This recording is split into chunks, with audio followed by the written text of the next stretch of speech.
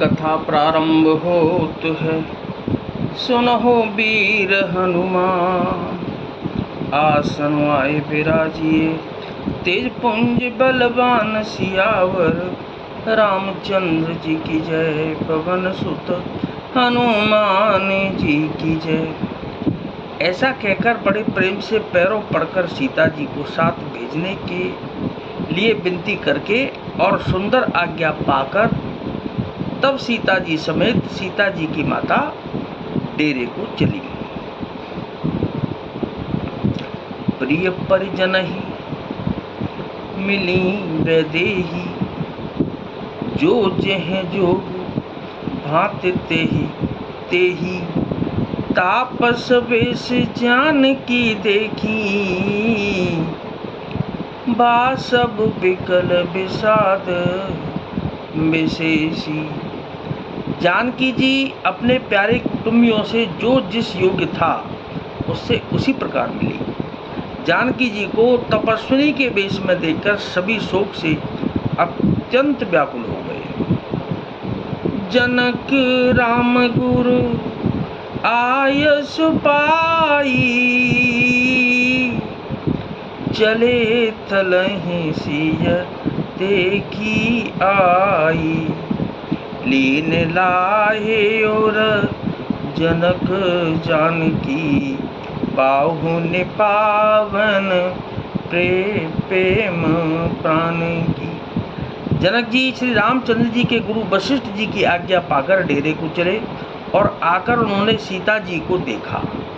जनक जी ने अपने पवित्र प्रेम और प्राणों की पाहुनी जानकी जी को हृदय से लगा लिया और उमग्यो अम्बुधि अनुरागु, भयहु भूप मनहु पयागु। सिय स्नेह बटु बाड़त जोहा, अजिता पर राम प्रेम शिशु सोहा। उनके हृदय में वात्सल्य प्रेम का समुद्र उमड़ पड़ा। राजा का मन मानो प्रयाग हो गया। उस समुद्र के अंदर उन्होंने आदि शक्ति सीता जी के अलौकिक स्नेह रूपी अक्षय वट को बढ़ते हुए देखा। उस सीता जी के प्रेम रूपी वट पर श्री रामचंद्र जी का प्रेम रूपी बालक रूपधारी भगवान सुशोभित हो रहा है। चिरजीवी मुनि ज्ञान विकल जनु, बूढ़त लहे बाल अवलंबन। मोह मगन मति नहीं विदेह की, महिमा सिय रघुबर स्नेह की। जनक जी का ज्ञान रूपी चिरंजीवी मार्कंडेय मुनि व्याकुल होकर डूबते डूबते मानो उस श्री राम प्रेम रूपी बालक का सहारा पाकर बच गया। वस्तुतः ज्ञानी शिरोमणि विदेहराज की बुद्धि मोह में मग्न नहीं है। यह तो श्री राम सीता के प्रेम की महिमा है, जिसने उन जैसे महान ज्ञानी के ज्ञान को भी विकल कर दिया। सिय पितु मातु स्नेह बस, विकल न सकी संहारे। धरनी सुता धीरज धरेउ, समहु सुधरमु विचार सियावर। रामचंद्र जी की जय। पवन सुत हनुमान जी की जय। पिता माता के प्रेम के मारे सीता जी ऐसी विकल हो गईं कि अपने को संभाल न सकी, परंतु परम धैर्यवती पृथ्वी की कन्या सीता जी के समय और सुंदर धर्म का विचार कर धैर्य धारण किया। पृथ्वी की कन्या सीता जी ने समय और सुंदर धर्म का विचार करके धैर्य धारण किया। तापस बेश जनक सिय देखी, भयउ प्रेम परितोष विशेषी। पुत्री पवित्र किए कुल दो, सुजस धबल जगु कै सबको। सीता जी को तपस्विनी वेश में देखकर जनक जी को विशेष प्रेम और संतोष हुआ। उन्होंने कहा, बेटी तूने दोनों कुल पवित्र कर दिए, तेरे निर्मल यश से सारा जगत उज्जवल हो रहा है, ऐसा सब कोई कहते हैं। जित सुर सरी किरत सरि तोरी, गबनों की न बेदे अंड करोरी। गंग अबन थल तीन बड़ेरे, एह किए साधु समाज गनेरे।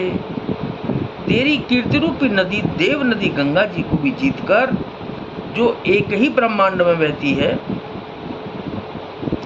करोड़ों ब्रह्मांडों में बह चली है। गंगा जी ने तो पृथ्वी पर 3 स्थानों हरिद्वार, प्रयागराज और गंगा सागर को बड़ा तीर्थ बनाया है, पर तेरी इस कीर्ति नदी ने तो अनेकों संत समाज रूपी तीर्थ स्थान बना दिए। हरिद्वार, प्रयागराज और गंगा सागर। पितु कह सत्य स्नेह सुबानी, सिय सकुच महु मन हो समानी। उन पितु मातुली ने और लाई, सिय आशीष हित दीन सुहाई।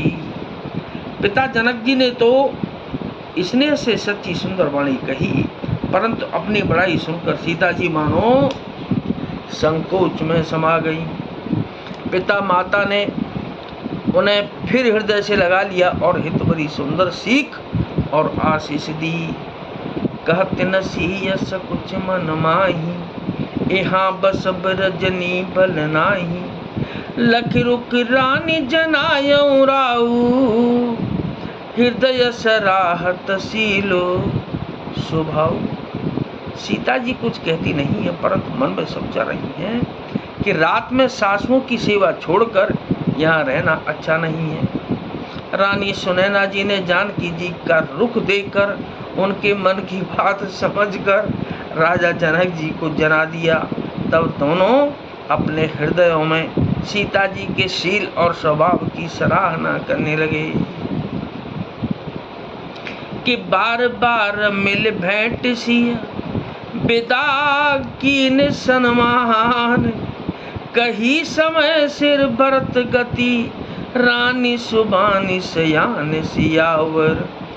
रामचंद्र जी की जय, पवन सुत हनुमान जी की जय।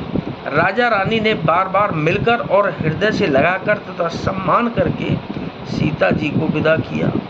चतुर रानी ने समय पाकर राजा से सुंदर वाणी में भरत जी की दशा का वर्णन किया। नाथ सकल संपदा तुम्हारी, मैं सेवक समेत सुत नारी। दीन दयाल बिरुद संवारी, हरहु नाथ मम संकट भारी। तो कथा विसर्जन हो तुहे, और विदा हो हनुमान। राम लखन और जानकी मैया, सदा करे कल्याण सियावर। रामचंद्र जी की जय, पवन सुत हनुमान जी की जय।